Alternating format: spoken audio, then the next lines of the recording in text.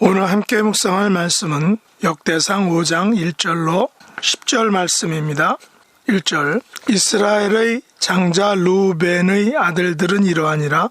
르우벤은 장자라도 그의 아버지의 침상을 더럽혔으므로 장자의 명분이 이스라엘의 아들 요셉의 자손에게로 돌아가서 족보에 장자의 명분대로 기록되지 못하였느니라. 유다는 형제보다 뛰어나고 주권자가 유다에게서 났으니 장자의 명분은 요셉에게 있으니라. 이스라엘의 장자 르우벤의 아들들은 한옥과 발루와 헤스본과 갈미요.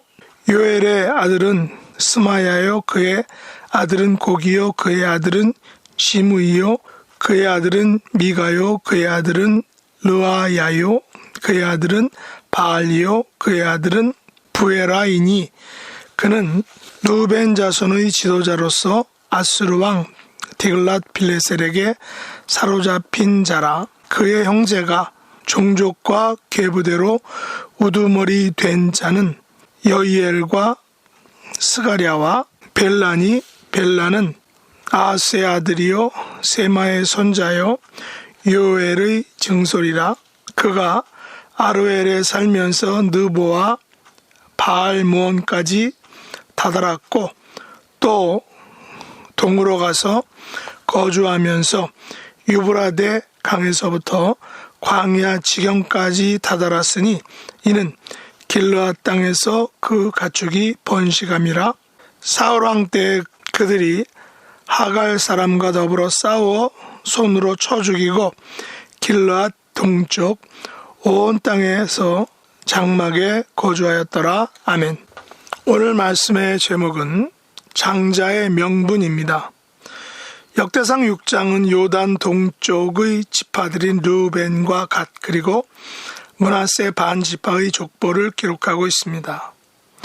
역대기 기자의 관점이 바벨론 포로 이후의 이스라엘의 회복에 맞춰져 있다라고 저번에 말씀드렸습니다. 그렇다면 이들 르우벤과 갓, 므낫세 반 지파는 이미 아수르에 의해 그 실체가 사라져 버린 상태라는 것을 우리가 기억해야 합니다.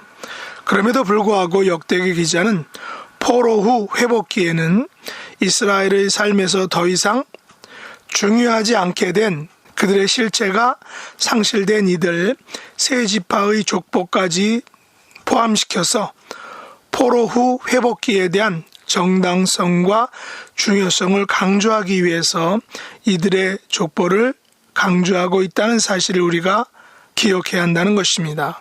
포로 후 회복은 비록 사라진 지파라 할지라도 다시금 회복되어야 하기 때문이다 라는 것입니다. 이스라엘의 장자는 르우벤입니다.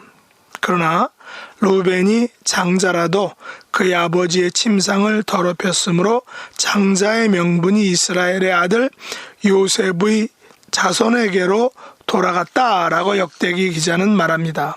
그래서 족보에는 장자의 명분대로 기록하지 못하게 되었다는 것입니다. 왜 이 같은 일이 벌어졌을까요? 바로 창세기 35장 22절에 이스라엘 즉 르우벤의 아버지 야곱이 예델 망대를 지나 장막을 치고 거주할 때 르우벤이 가서 그 아버지의 첩 비라와 동침하였기 때문입니다.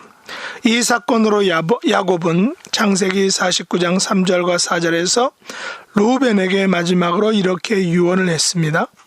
르우벤아, 너는 내 장자여 내 능력이요 내 기력의 시적이라. 위풍이 월등하고 권능이 탁월하다마는 물의 끓음 같았은즉 너는 탁월하지 못하리니 내가 아버지의 침상에 올라 더럽혔음이로다. 그가 내 침상에 올랐도다 라고 유언을 했습니다. 이는 분명히 율법이 엄격히 금하는 범죄 행위였던 것입니다. 르우벤은 아버지의 첩 비라와 동침함으로 율법이 금하는 엄청난 죄를 범한 것입니다.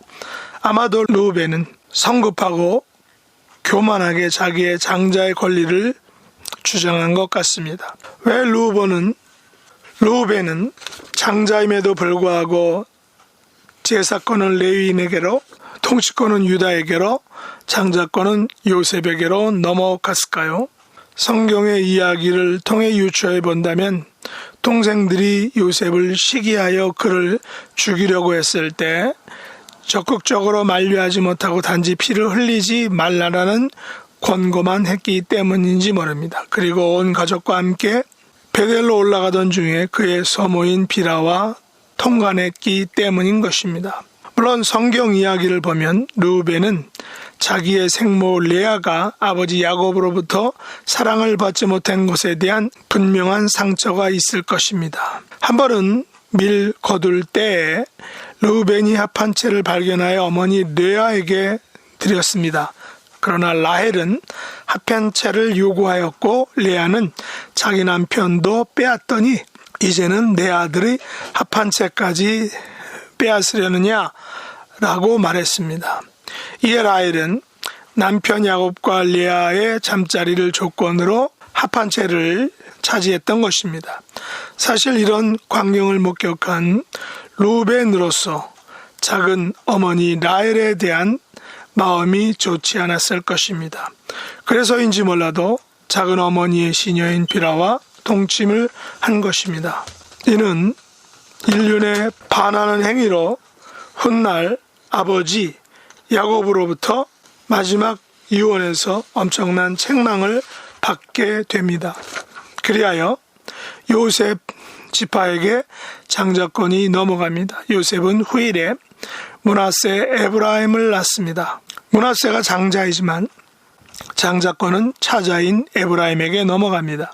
그러나 후일 솔로몬 이후 분열 왕국의 지도자인 르호보암은 에브라임 지파를 중심으로 10지파가 연합하여 북이스라엘의 왕국을 만들게 됩니다. 하지만 결국에는 왕국 자체도 정통성을 잊지 못하고 배반과 반역의 역사가 점철되는 것을 봅니다. 특별히 북이스라엘 왕국의 왕들과 백성들은 하나님을 계속해서 배반하고 우상을 섬기는 데 앞장을 서는 것을 보게 됩니다. 그리하여 이스라엘 민족의 정통성은 2절에서 유다는 형제보다 뛰어나고 주권자가 유다에게서 났다라는 말처럼 유다 지파를 통하여 주권자이신 예수 그리스도가 이 땅에 태어나게 되는 것입니다. 이 같은 사실을 통하여 우리는 하나님의 은혜와 역사는 오직 하나님께 달려있음을 고백하게 됩니다. 르우벤은 장자로 태어났지만 장자권을 갖지 못하였고 요셉 지파는 장자권을 가지고 있었지만 결국 영원한 주권자가 태어나는 지파는 유다 지파가 되었기 때문입니다. 사실 유다 지파 역시 유다는 며느리인 다말 사이에 베레스와 세라를 낳는 불편한 이야기가 나옵니다. 하지만 바로 이 베레스를 후손을 통해서 결국은 이새와 다윗과 맨 마지막에 예수 그리스도가 태어나는 것을 볼 수 있습니다. 그러므로 하나님의 오묘하신 섭리를 우리는 알 수는 없으며 하나님께서 인간의 실수와 죄와 교만까지도 하나님께서 원하시는 방향으로 끄시는 것을 우리가 볼 수 있습니다. 우리 그리스도인의 삶은 그러므로 하나님 앞에 진실하고 겸손하게 살아가는 것밖에 없음을 고백하게 됩니다. 우리의 남은 삶이 우리들의 명분이 아닌 하나님께서 원하시고 이끌으시는 대로 살아가는 믿음의 삶, 하나님과 동행하는 삶을 살아가는 하나님의 자녀들 될 수 있기를 예수님의 이름으로 축복합니다. 기도하겠습니다. 하나님 아버지, 저희들은 세상의 명분과 권리를 따라 살려고 합니다. 그래서 죄를 짓고 실수도 합니다. 하나님 앞에 진실하고 겸손하게 살게 하여 주시기 원합니다. 루벤처럼 에브라임처럼 하나님 앞에 교만하지 않기를 원합니다. 유다의 죄와 실수에도 불구하고 언약하신, 약속하신 그 약속, 그 언약을 신실하게 이루시는 하나님께 감사를 드립니다. 그 하나님의 뜻에 순종하고 복종하는 우리의 삶이 되게 하여 주시옵소서. 예수님의 이름으로 간절히 기도드리옵나이다. 아멘.